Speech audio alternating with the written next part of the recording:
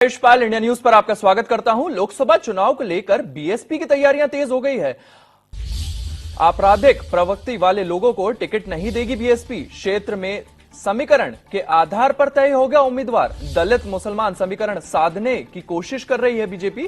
शिक्षित और गैर विवाहित प्रत्याशियों की तलाश में है बीएसपी।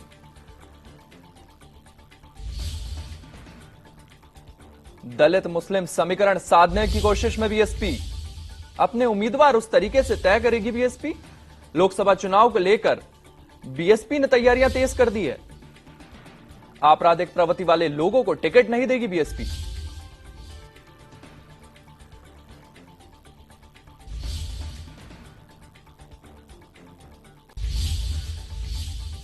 इसी खबर को लेकर चंद्रमणि शुक्ला हमारे साथ मौजूद हैं। चंद्रमणि, इस खबर पर क्या अपडेट है आपके पास?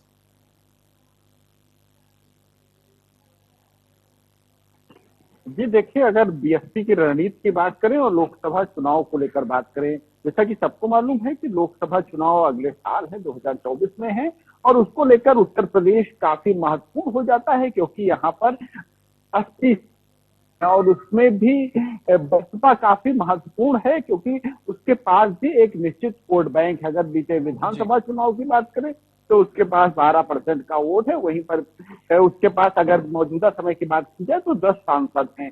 तो इस नजरिए से बसपा अब नई रणनीति के तहत काम कर रही है और वो चाहती है कि मुस्लिम दलित का ऐसा कॉम्बिनेशन बने, साथ ही में अगर पिछड़े भी उनके साथ में आ जाते हैं तो वो जीत के दरवाजे तक पहुंच सकते हैं। हालांकि यहाँ पर अगर बात करें उत्तर प्रदेश की, तो उत्तर प्रदेश में जिस तरह से भाजपा की रणनीति है, भाजपा लगातार दलितों की तरफ भी अपने लोक लुभावन बातें के जरिए उनको अपनी तरफ आकर्षित कर रही है, वहीं मुसलमानों को भी आकर्षित कर रही है। तो बसपा ने इसी को ध्यान में रखते हुए, क्योंकि लगातार बसपा और समाजवादी पार्टी जो क्षेत्रीय दल है उन पर यह आरोप लगता है कि अपराधियों को शरण देते हैं, अपराधियों को टिकट देते हैं, तो उसी को ध्यान में रखते हुए बसपा ने जो अपने कोऑर्डिनेटर हैं उनको निर्देश दिया है कि सभी कोऑर्डिनेटर ऐसे प्रत्याशियों का सूची तैयार करें जिनकी साफ छवि हो, युवा हो और जो आपराधिक जिनका इतिहास ना हो। अब इस कदम से बसपा को कितना फायदा होगा ये लोकसभा चुनाव में,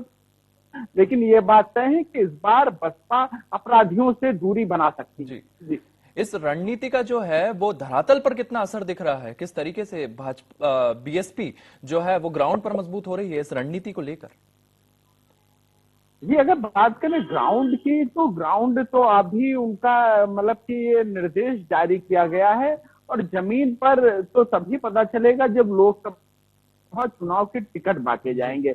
हालांकि जो निकाय चुनाव हुए थे उसमें इस रणनीति का कुछ असर दिखा था, जब हालांकि पहले शाइस्ता परवीन को लेकर मायावती ने खुद उनको डिफेंड करती हुई नजर आई थी, लेकिन जब ये अतीक का प्रकरण मतलब कि बढ़ा था, अतीक की हत्या हो गई थी और उसके बाद में देखा गया था कि शाइस्ता परवीन से बसपा ने दूरी बनानी शुरू की थी। तो इसी तरह अब देखना है लोकसभा चुनाव में कि लोकसभा चुनाव में कि मायावती की क्या रणनीति होती है और क्या जो अपराधी प्रवृत्ति के हैं। यहाँ तक कि अभी की बात है कि अफजल अंसारी भी बसपा से मौजूदा दौर पे सांसद थे, हालांकि उनकी संसद सदस्यता रद्द हो गई है, लेकिन वो मुख्तार के भाई हैं। अफजल अंसारी बसपा से सांसद हैं। तो ये तमाम पहलू जोड़ने पड़ेंगे, तमाम पहलुओं से हटना पड़ेगा। तो अब ये देखना होगा लोकसभा चुनाव की जब प्रत्याशियों की सूची आती है तब क्या असर होता है। जी, इस तमाम जानकारी के लिए आपका धन्यवाद। आप हमारे साथ बने रहिएगा। हम अगली खबर का रुख करते हैं।